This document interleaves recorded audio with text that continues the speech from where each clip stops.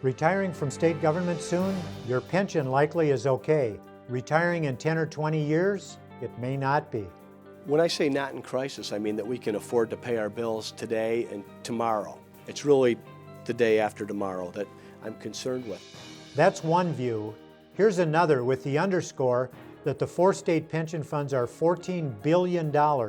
That's billion with a B, short of covering their obligations. The funds are in dire fiscal straits. And right now, the elected officials fund is only funded at 58%. PSRS, the public safety one, 58%. The best one is ASRS, but that's only 75%. ASRS, the Arizona State Retirement System, covering hundreds of thousands of people, is a public pension fund in peril, and state taxpayers are beholden. It's Arizona Week. Production of Arizona Week is made possible in parts by a grant from the Stonewall Foundation and by the members of Arizona Public Media. Thank you for your continued support.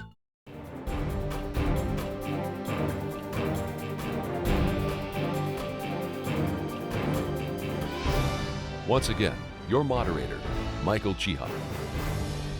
Arizona's public pension funds had a surplus of $3 billion in 2000. Now they're $14 billion short. In each of the last 3 years, taxpayers put $1 billion into the system. So what happened? Arizona Republic senior reporter Craig Harris has followed the story for 3 years. What is the basic problem with the Arizona public pension funds? The basic problem is they're all underfunded. There's 4 statewide systems. They're all financially hurting. And so because of that, it's causing taxpayers to pay more and more dollars to fund these systems, and it's draining the ability for public services in other areas. So what is going on with the state they're in? How did they get there? Well, the problem was during the past decade, there were 2 significant issues with the stock market. In 2001, we had the tech bubble crash. 2008, of course, the huge Great Recession. So when those things happened, the investments for a lot of the savings plans or the investment plans went bad. And so when they go bad, it takes numerous years to get those funds back up. Well, money still has to be poured into the system, so it has to come from somewhere. So when the investments go bad, they have to get the money from the taxpayers. And so that primarily is where it's come from, is the taxpayers have propped up these systems for public employees. And what's the problem with changing the system so that there's more balance to it? What are the legal issues there? The biggest issue is that although Arizona is a right-to-work state, Arizona actually has one of the strongest protections for public pensions and for public employees. The state constitution says that public pensions cannot be diminished or devalued in any way whatsoever. And so in order to make any significant changes to the pension systems in Arizona, you'd have to change the constitution. And what is this doing to public finance in general? You alluded to the idea that it causes more money to be spent in this area to shore up the funds, the pension funds. What does that mean for other areas of the state budget? Well, there's only a limited amount of money. And when you have a recession or you have very slow growth, you don't have a lot of extra revenue coming into state budget, county budget, city budgets. So if you have rising pension costs from the employer, the taxpayers, they're obligated to pay those costs, and therefore you've got to take money away from somewhere else, whether you're taking it from the classroom or whether you're taking it to fill potholes or whether you're taking it just for other general needs. You can't spend more than what comes in, and so if the costs keep rising, you've got to fill that. And also for public employees that are part of the Arizona State Retirement System, their costs have gone up too. So teachers, county employees, city employees, except for Tucson and Phoenix, which has their own system, they're paying more out of their pockets too, so they have less money to spend. We might just say as an aside that the Tucson and Phoenix systems are not in great shape either, right? No, they're both in very poor shape. They've tried to do reforms in both cities, very modest reforms, but both those systems are in very bad shape financially, and it's taken money away from other public services in the 2 biggest cities here in Arizona. Time for a disclosure. My colleagues and I at Arizona Public Media are among the hundreds of thousands of workers enrolled in the state pension system. Opinions vary widely on whether these employees are in danger of not getting our retirement money. State Treasurer Doug Ducey led a year-long study of the system. Has Arizona been too generous with its public employee retirement funds? Well, there are certainly some issues with our pension programs. We have the problem of underfunding. It's hard to imagine that just in the year 2000, we were $3 billion to the plus in our funding formulas. And here we go, fast forward 15 years, and we have a $14 billion unfunded liability. So there's a number of issues that combine to have that unfunded liability. And part of the reason that the legislature had this study committee was so that we could deal with this. You mentioned $14 billion. That's the difference between what's coming into the system and what the system is obligated to pay to current and future retirees, correct? The good news is we have $35 billion in assets in Arizona's pension plans today. The bad news is we have upwards of $48 billion in liabilities. A way to translate that into what does that mean to me? If you're a current retiree or you're coming up on retirement, your retirement is safe. Billions of dollars are held in assets. I can't say the same for the teacher or the cop on the beat or the firefighter that was hired this past year. And I think that all public leaders, those in elected office, are incumbent to leave the state better than they found it. And that's really what was at the core of this study committee. You said before we came on camera that the system is not in crisis. Can you expand on that, especially given the $14 billion imbalance that you discussed? When I say not in crisis, I mean that we can afford to pay our bills today and tomorrow. It's really the day after tomorrow that I'm concerned with. Arizona's pension plan has been described as the least dirty shirt in the closet, meaning oftentimes in a democracy where you really get action on something like this is when there is a crisis. I'd use Cedar Falls, Rhode Island as an example. They recently went bankrupt. Their existing retirees in Rhode Island had to live on a 55% reduction immediately in their retirement benefits. Then Rhode Island reformed. After those good retirees had to deal with that type of financial hardship. We're not at that point in Arizona, and that's a blessing. But what we should do is we should make the necessary changes so that we've reformed our pension system so we never get to a point where Rhode Island's been or where California and Illinois are heading. That gets us to some of the recommendations in your report. Would you review just a couple of those for us? What are the key things that need to be done to bring the system back to viability?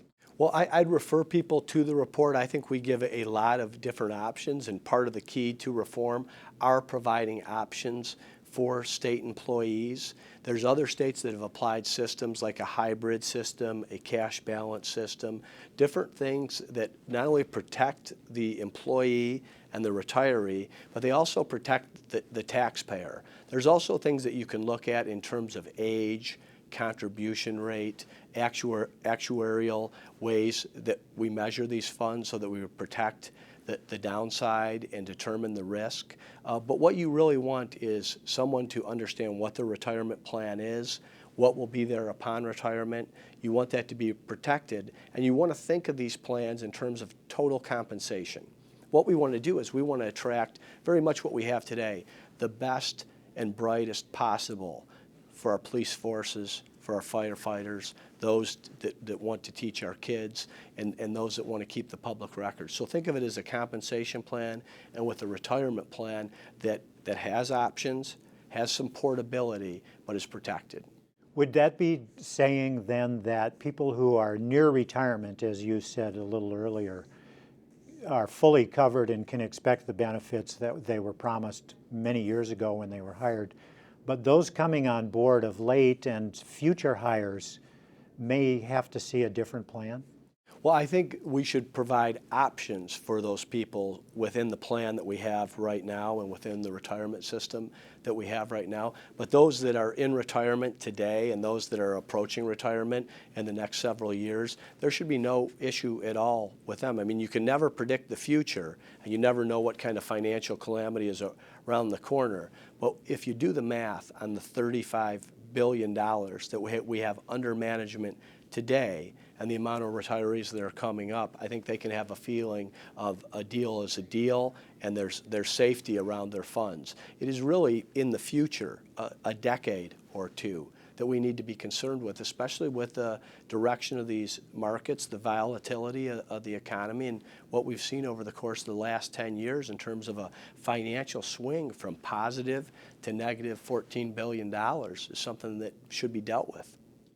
The legislature has dealt with this in bits and pieces over the last 2 or 3 years, including legislation that formed the committee that brought forth the report you've made reference to, which, by the way, we will put a link to on our website as well.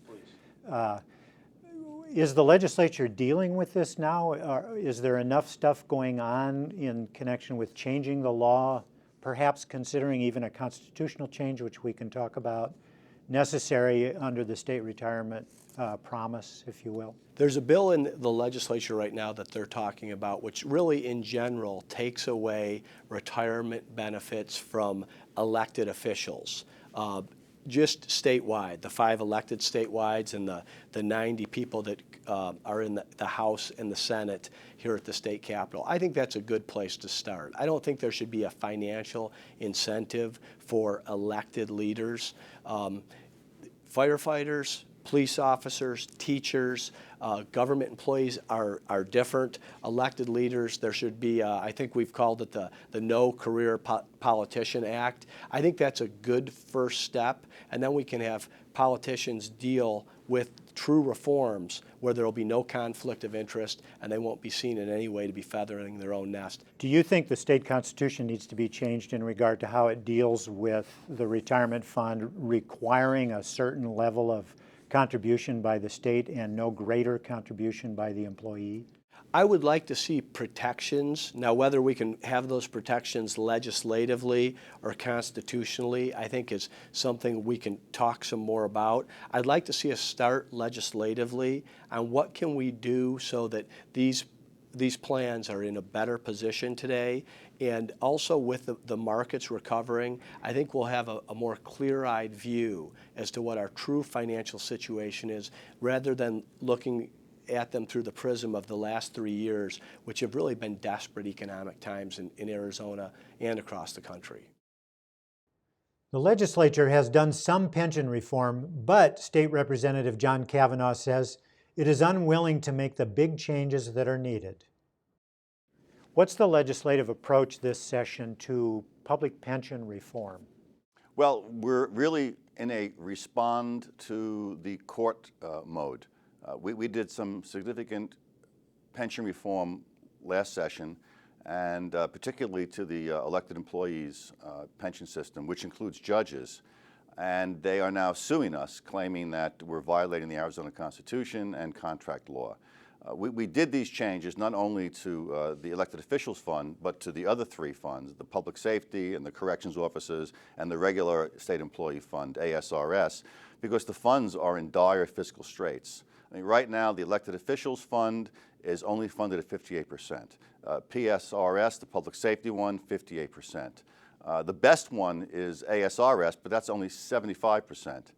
And those percentages are based, by the way, on totally unrealistic return on investment at 7.8%. No one's getting 7.8% except a loan shark. So, even the dire news is overly inflated. These funds are in severe crisis mode. There's an unwritten rule that 80% is safe, but that's not really a true rule. If you read the different articles and journals and blogs of actuaries, nobody can figure out where the 80% came from. A safe level of funding really is closer to 100%.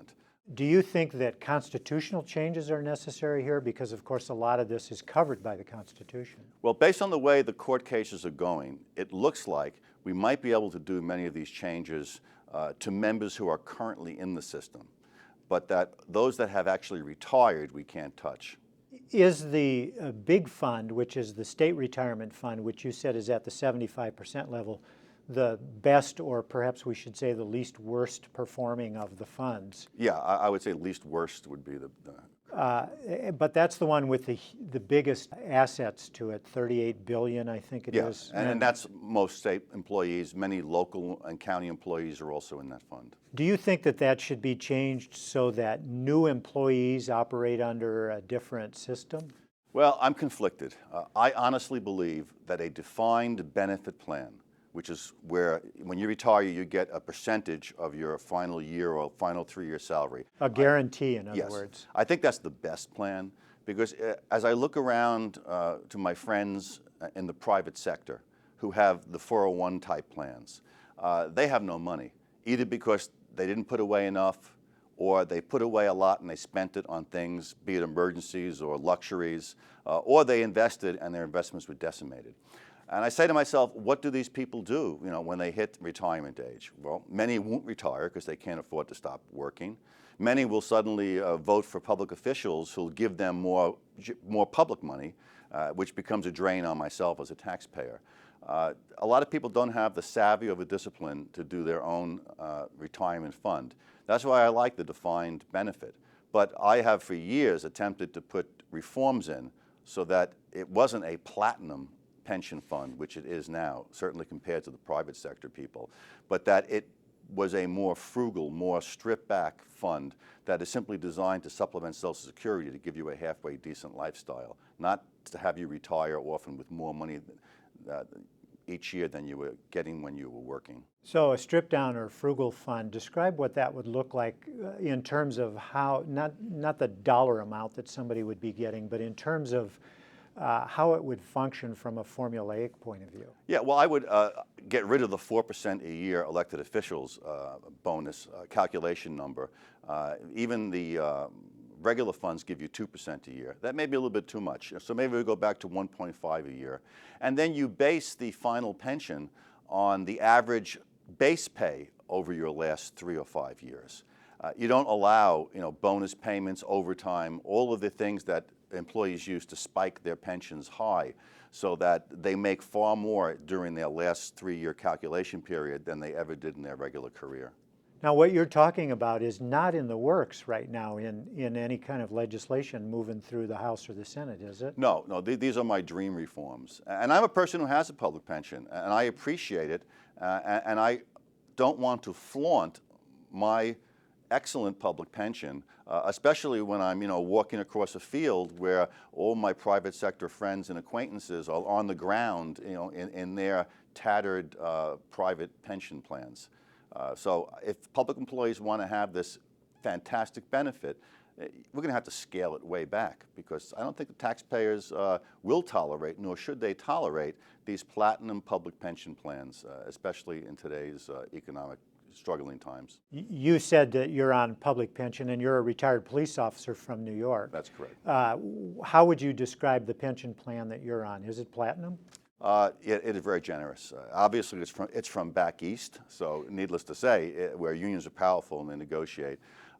Although I will say this, there were several reforms that I attempted about 3 years ago that I took from the New York State pension system to prevent spiking, where in your last 3 years, you work all this extra overtime, you put payments for unused vacation. I tried to put that into our system. New York State reform rules, and I couldn't get them put onto our reform legislation. And that's why I've just come to the point where let's just get rid of these public pensions for new people because we seem incapable of putting even reasonable restraints on them. And when we do, the courts overturn us. Financial issues with the pension system affect state employees and those in the counties, school districts, and most Arizona cities and towns. Here's Pima County Finance Director Tom Burke to tell about the impact on the county budget. Mr. Burke, thanks for being here. Thank you, Michael. First of all, what's Pima County's role in the administration and management of public employee retirement funds? Well, Michael, the public retirement funds are state-managed funds, and the county employees are participants in that fund, but the state itself manages the fund. So the amounts that are allocated to it are told to you by the state, and you don't have control over what those amounts are. Is that correct? That's correct. Each year, the state does an actuarial analysis of what's needed to keep the fund solvent, and then they inform us what percentage of the employee's salary needs to be contributed for each of the different types of plans. And we contribute the county's portion, and the employees contribute their portion. And in this fiscal year, the county's portion is about $40 million. What's that going to go to in the next fiscal year? Up significantly, right? Quite a bit. It's actually going to increase from $40 million to almost $47 million next year, a little over $6 million additional contribution to the funds. And that's about 16%. Is that a typical increase year over year? Well, in the last couple of years, it has been pretty significant. In the last 4 or 5 years, our plan has increased by $15 million of contributions. We were at $32 million in 2010. We are now contributing, next year will be $47 million. So that's about a 45% increase. And you were telling me before we came into the studio for this interview that the public safety retirement portion of the fund, the county's share of that, has gone up very much more than that even. Yes, the fund is currently, for the Pima County portion of the state fund for the public safety employees, the deputies, sheriff deputies, is currently has an actuarial need of about $350 million for the county side of it, and current value of about $200 million. So there's about $150 million shortfall that needs to be caught up over the next 20 to 30 years. So what will happen is the state will have us contribute more each year.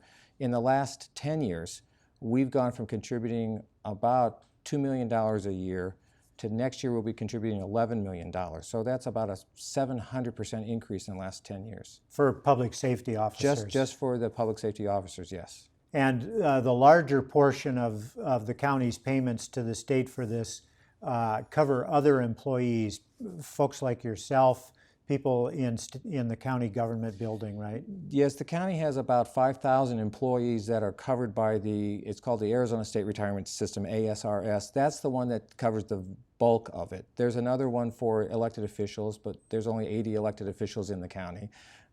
There's the next large one will be for the sheriff's deputies, and then the correction officers. So those 4 plans, but the largest share of it is the regular county employee that works at all the different departments.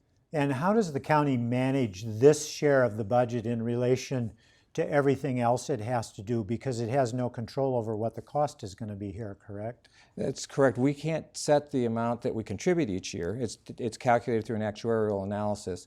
But what we do each year is we have to budget for it, and we have restricted revenue sources. In the last 4 to 5 years, the county tax base has dropped about 16%. In the same time, the contributions have increased to 45%. So what we've done over the last 4 or 5 years is the county administrator has had all the departments reduce their budgets year by year, and we've dropped by about 11%. So we've done a $50, $60 million drop to try to match the falling revenues from the taxes and the increase in costs, retirement being one of the major costs. And in about 30 seconds, which is the time we have remaining, that means that other areas of the budget are not getting the attention that they ought to be, or perhaps the county doesn't have the opportunity to trim the budget in ways that it could otherwise, right? Well, we've trimmed it about as much as can reasonably done without stopping some services. And the part of the problem we've got is that with the revenue stream being constant, but all the other costs going up, we're at a stage where we have to start making some hard decisions. Tom Burke, Finance Director for Pima County Government, thanks so much for being here and speaking with me. Thank you, Michael. What's to be done about all this? We go back to Arizona Republic's senior writer, Craig Harris. There have been some efforts at the state level to reform the pension systems and the funds to make them more viable. How have those gone so far? Well, in 2011, there was some legislation to change the systems that are financially the worst, the elected officials retirement system and the public safety retirement system. Judges who have the most lucrative and the most generous public retirement system have sued, saying they don't want to be forced to pay more, and they don't want any changes to their cost of living adjustments that they get in retirement. That's before the state Supreme Court right now. Police officers have done the same. There's similar suits by public safety officers, but those haven't gotten through the court system. So what's the solution here? Is it a constitutional change that's needed? The only real way that you're going to change the pension system, radically change it, is to have a constitutional change, because the Constitution makes very clear that you can't diminish or cut pension benefits. So that's probably the only way you can do it. Otherwise, you're going to have continual lawsuits challenging any changes that have gone through the legislature.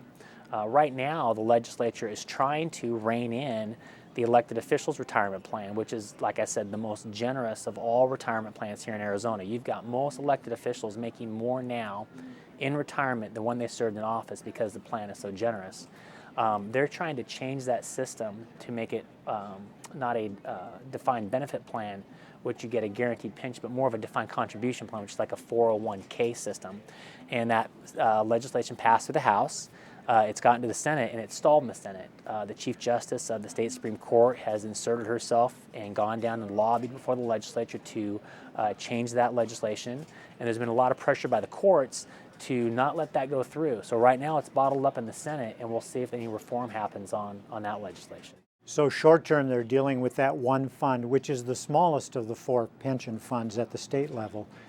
Longer term, are you hearing any conversation about other reforms that may help bring the system back into balance? I think what's going to happen is the legislature is going to wait and see what the Supreme Court does on some of these lawsuits. And there is a threat out there to put a measure on the ballot to change the Constitution, which could radically change the whole dynamics of how pensions are funded and how much employees have to pay, and whether they will keep rising in the future for the benefits. What does the taxpayer, the average citizen, the average reader of the Arizona Republic need to know to be able to insert himself or herself into this political conversation that's going on?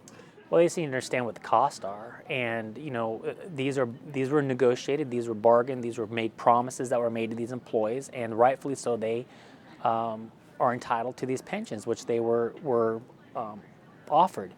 But there comes a point where how much is too much and who's contributing? And so if the public wants to get involved, they need to contact their legislators. They need to find out what it's actually costing their local schools, their local cities, their counties, because the costs keep going up all the way around, whether it's funding for teachers, whether it's funding for city employees, county employees, judges, and police officers.